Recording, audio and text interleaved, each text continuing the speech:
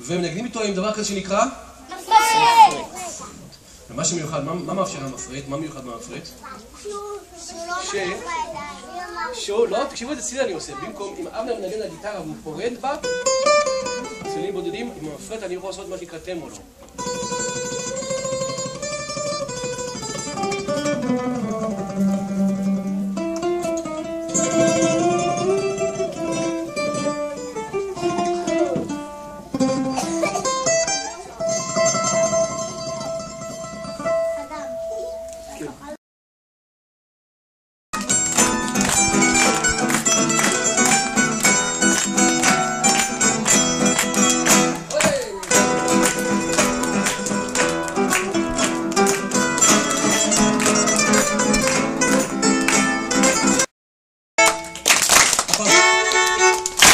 אתם הולכים איתי ביחד. עוד פעם.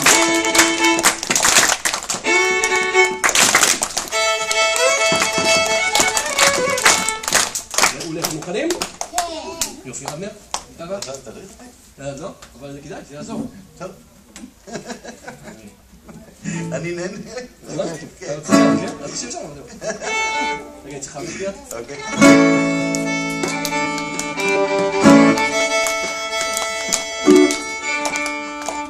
מוכנים? אחד, אני מתחיל.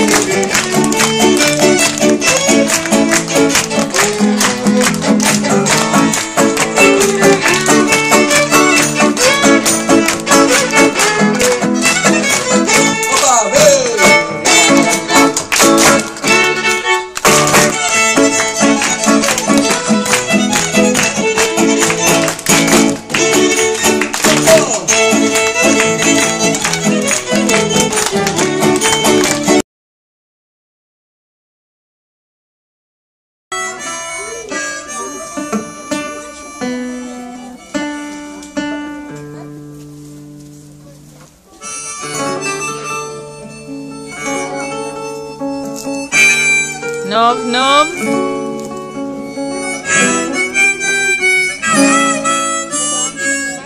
גלבוע, תקשיב, תקשיב. תמיד כשאני יוצא לטיול, אני מוצא איזה צב או חתול. פעם אחרונה הבאתי הביתה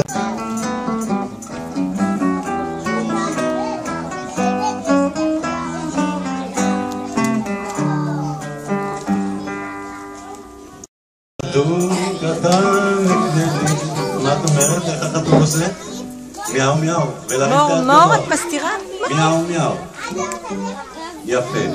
אצלי השוקה תרנגול קטן אקנה לי. התרנגול קורי קורי.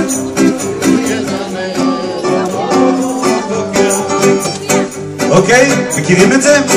אצלי השוקה חתול קטן אקנה לי. החתול לא שומעים אתכם. החתול התרנגול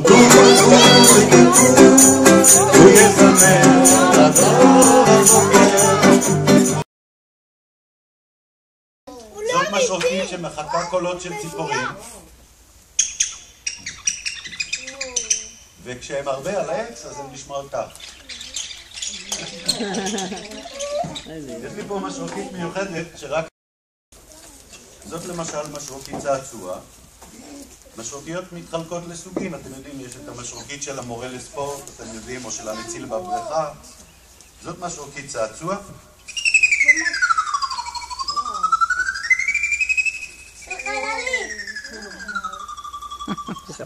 יש לה משהו רב כלי. תקופה אלה זאת המטאנית.